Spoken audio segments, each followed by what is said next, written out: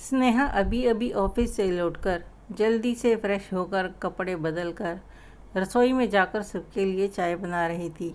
तभी रसोई में उसकी सास नीलम जी आ गई और कहने लगी, बेटा एक बात कहना चाहती थी तुमसे।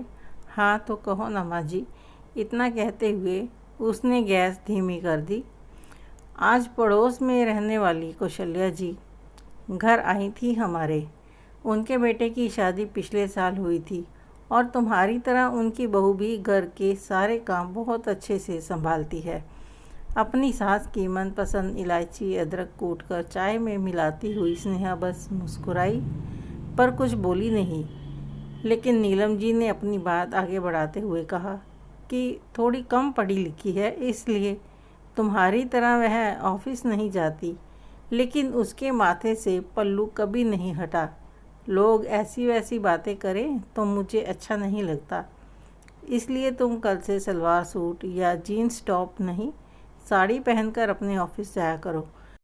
सास की बातों पर सिर हिलाकर हामी भरते हुए स्नेहा ने छलनी रखकर कप में छानकर अपनी सास को एक कप थमा दिया और घर के बाकी सदस्यों को चाय देने रसोई से बाहर चली गई। सास बहू के बीच हुई बातों की चर्चा बिना किसी से किए अगले दिन ऑफिस जाने के लिए स्नेहा एक सुंदर सी साड़ी पहनकर तैयार हो गई।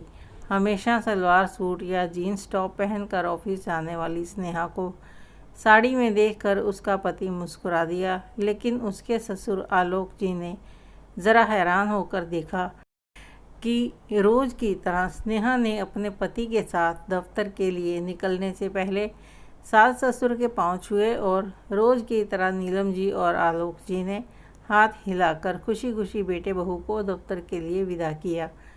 आज स्नेहा के ऑफिस में कोई फंक्शन है क्या? वहीं बरामदे में कुर्सी रखकर बैठते हुए आलोक जी ने आखिर नीलम जी से पूछ ही लिया। ऐसा तो कुछ नहीं उसने मुझे बताया, नीलम जी बोली। असल में आज स्नेहा साड़ी पहनकर ऑफिस के लिए निकली है ना, इसलिए मैंने तुमसे पूछ लिया। अब से हर रोज़ साड़ी पहनकर ऑफिस जाने के लिए मैंने उसे कहा है। नई नवेली बहू पर अपनी सास होने की धौंस जमाने की कोशिश करती पत्नी की ओर देखकर आलोक जी मुस्कुराए, लेकिन आज नीलम जी अपने पति पर बरस पड़ी। और आप बहू को हमेशा उसके नाम से क्यों पुकारते हो? अरे तो क्या कह के पुकारूं? आलोक जी हैरान हो गए। बहू कहा करो, नीलम जी चिल्ला दी। क्यों, अच्छा लगता है? नीलम जी की बात सुनकर आलोक जी मुस्कुराए और बोले, जैसी तुम्हारी मर्जी, लेकिन आज मैंने एक बात गौर की। क्या? बहू ने रोज़ की तरह ऑफिस के लिए निकलने से पहले तुम्हारे पाँव छुए, लेकिन रोज़ की तरह आज तुम्हारे गले नहीं लगी। अगर सास को माँ की तरह समझती तो ज़रूर तुम्हारे गले लगती। पति की बात सुनकर नीलम जी ज़रा चिढ़ गई, लेकिन पत्नी के चेहरे के भाव पढ़ते आलोक जी अपनी बात कहने से नहीं चूके। मुझे लगता है कि अगर तुम बहू को बेटी की तरह समझती तो वह ज़रूर तुम्हारे गले से लगती।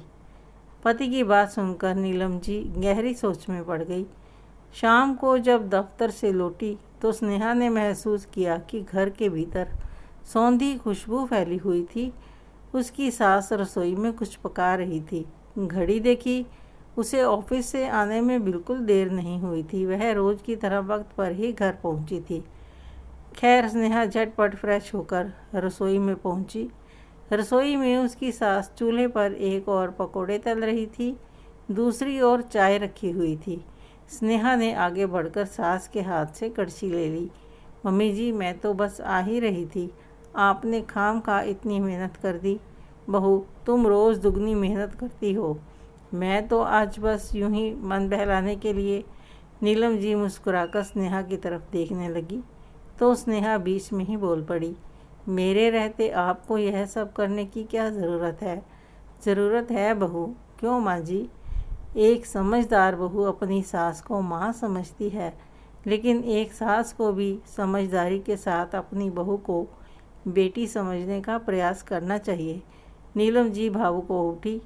स्नेहा ने आगे बढ़कर अपनी सास को गले लगा लिया। मैंने तो हमेशा ही आपको अपनी माँ समझा है, स्नेहा बोली, लेकिन बहू मैंने तो दूसरों की बातों में आकर तुम्हें सिर्फ बहू समझने की भूल की है।